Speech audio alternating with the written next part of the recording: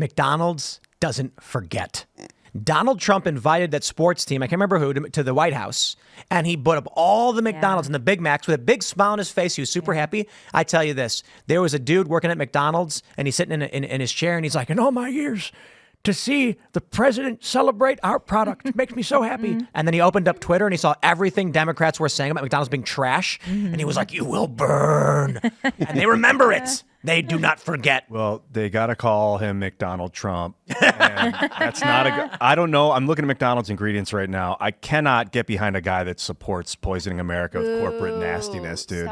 This stuff is annihilating endocrine systems. Like seed oils are so bad for the mitochondria in your cells. It makes your body sap sugar out of the bloodstream. Bro, I care. Robert F. Kennedy Jr. cares. Make America healthy again. That's like the crux of his position. Yeah, but they'll just change the ingredients. So you don't have to get rid of that would be cool. Fast food. We could, Ian, better. And McDonald's could spearhead that change and make America one of the healthiest countries on earth. The thing that the good news for your position is what RFK is talking about doing is changing the bureaucracy so that way there's not the incentive for these companies to use garbage in the food that you buy in the grocery store.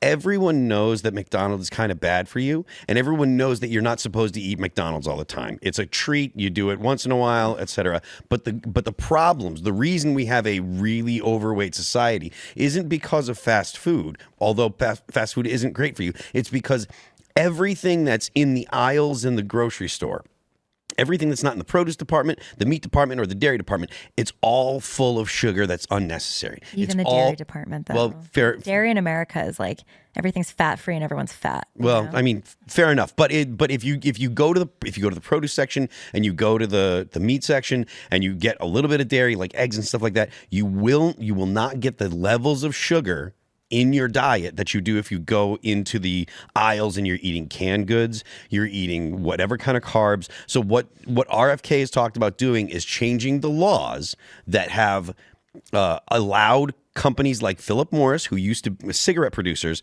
to purchase all of the food companies and use the same scientists that they had used to make cigarettes more addictive, to make the food more addictive by putting things that are bad for you and sugar and stuff like that. So whereas I understand your perspective, and I think you're right, the problem isn't McDonald's, it's the grocery store. That's for real. Like if you go and try and scan the aisles of the grocery store for oils and you want to look for avocado, coconut, or olive oil, the 3 fruit oils that are good for you, you're going to see a lot of palm oil, canola oil. Like this stuff wreaks havoc on your mitochondria in your cells and causes them to malfunction. They're supposed to be digesting fat for energy. They start taking free radical damage and start digesting sugar for energy instead out of your bloodstream. Then you get sugar cravings. So you've got to watch out for these compressed, nasty oils that have been intoxicating our culture for 60, 70 years. And it is permeating our grocery stores. It's not just McDonald's. You know what I love? I go to restaurants and I want to get wings or something, and I'll ask them, what kind of oil do you use for the fryers? And they go, I'll ask. And they come back and say, vegetable oil. And I say, which one? There's no answer. Thanks for checking out this clip from Timcast IRL. Make sure to watch the show live Monday through Friday at 8 p.m. Subscribe to this channel, and we will see you all there.